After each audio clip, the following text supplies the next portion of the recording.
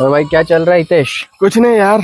Wife का phone था, घर के लिए कुछ सामान लाना था, तो वही वो बोल रही थी लेके आने को। भाई वाइफ से याद आया, कल मेरी वाइफ ने मुझे 3 मैजिकल वर्ड्स बोले। क्या रे, शादी के इतने साल बाद भी I love you? I love you नहीं यार, उसने बोला लेट्स डिस्कस बजट।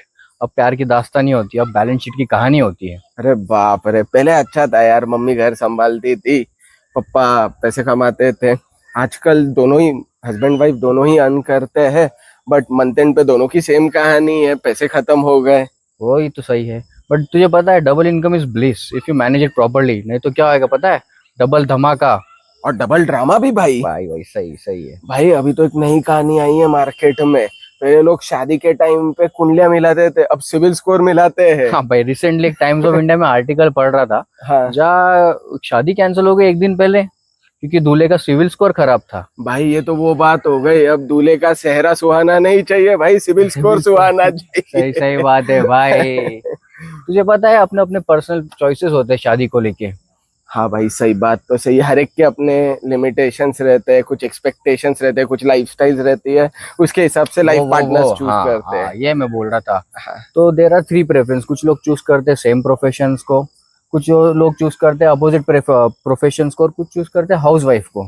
राइट, तेरी क्या चॉइस थी? मेरी भाई तुझे तो पता है, मेरी तो हमेशा से सीए प्रेफरेंस था मेरा, क्योंकि अपना हमारा शेड्यूल बहुत हेक्टिक था। मैं चाहता था कि मेरी पार्टनर वो शेड्यूल में कहीं बैठे, उसको समझे कि मेरे लेट आवर्स होते हैं, हमारा हेक्टिक शेड्यूल्स होता है, और बेसिकली सेम प्रोफेशन, तो आई बिलीव कि हम साथ में अच्छे से ग्रो कर सकते हैं। तेरा क्या था वैसे? भाई मेरा तो सिंपल था, मुझे अलग प्रोफेशन वाली चाहिए थी। रीजन? मैं ऑलरेडी घर लाइक ऑफिस में भी पूरे टाइम नंबर्स के साथ बात करता हूँ, घर पे भी आके अगर नंबर्स के साथ बात करूंगा तो मैं बोर हो जाऊंगा।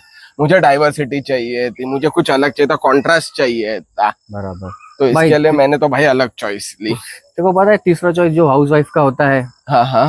वो कैसा रहता है? तुझे पता है अपना एक राकेश करके फ्रेंड है।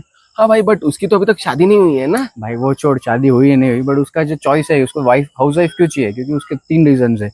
वो हमेशा ट्रैवल करता रहता है, उसको उसका एकदम हेक्टिक शेड्यूल है, उसके लेट वर्क आवर्स है, तो वो चाहता है कि उसके जो घर में बैलेंस बना रहे, बच्चे के साथ टाइम स्पेंड हो जाए, या जो भी है उसकी वाइफ के साथ वो अच्छे से बैलेंस कर पाए लाइफ। सही बात है यार। आखिर में अगर हम देखें तो तीन टाइप की चॉइस है टू कंक्लूड, कि एक हो सकता है भाई same profession which is nothing but expansion, साथ बराबर। में ग्रो कर सकते हैं। या तो हो सकता है अलग profession which is nothing but diversification, balance बना रहता है। एंड बराबर। थर्ड है बॉस की हाउस वाइफ, स्टेबिलिटी। स्टेबिलिटी, बराबर जहाँ पे क्या बराबर। है भाई, फाउंडेशन बनता है, सपोर्ट बनता है फ्यूचर के जनरेशन के लिए। बराबर, जिस तरह अपन लाइफ में शादी के लिए 3 चॉइसेस होती है वाइफ्स के, वैसे 3 अपने को, तेरे को पता है अकाउंट टाइप्स होते हैं, जिसे साथ में पार्टनर्स ने फैमिली फंड्स मैनेज करना चाहिए। क्या तू ये बोलना चाह रहा है कि लाइक कपल्स ने कैसे अपने एक्सपेंसेस और इन्वेस्टमेंट्स को हैंडल करना चाहिए, इसके ऊपर तू बात करना चाह रहा बराबर बराबर, तू जानता है फर्स्ट अकाउंट टाइप क्या है? है? Joint account. बराबर। जॉइंट अकाउंट में सिंपल रहता है, लाइक हस्बैंड वाइफ जो भी अर्न करते हैं वो पूरा पैसा एक कॉमन अकाउंट में डाल देते हैं। बराबर। वहां से ही वो लोग खर्चा करते हैं, वहां से ही सेविंग करते हैं, और एंटरटेनमेंट के लिए भी पैसा वहां से ही खर्च करते हैं। इसका फायदा ये हो जाता है कि ट्रांसपेरेंसी रहती है, वाइफ और हस्बैंड दोनों को पता रहता है कहाँ खर्चा हो रहा है, टीम वर्क रहता है और यूनिटी बनी रहती है। बराबर। और सेकंड अकाउंट होता है टीटीएमएम। अच्छा। तू तेरा मैं मेरा। तो वो लोग क्या करते हैं, उस अकाउंट में एक्सपेंसेस स्प्लिट कर लेते हैं। जैसे वाइफ रहेगी वो बच्चों की स्कूल फीस भरेंगी, हाँ हाँ हस्बैंड रहेगा वो ईएमआईज भरेगा, वाइफ वापस हाउस कार लोन्स भरेंगी। हाँ। वो कुछ टाइप के एक्सपेंसेस एक दूसरे का स्प्लिट कर ले। उसमें से क्या होता है, देयर इज फाइनेंशियल इंडिपेंडेंस, कि वाइफ क्या कर रही है वो उसको पता है, हस्बैंड क्या कर रहा है वो उसको पता है। तो there is, in short you can say भाई, mind your own business types.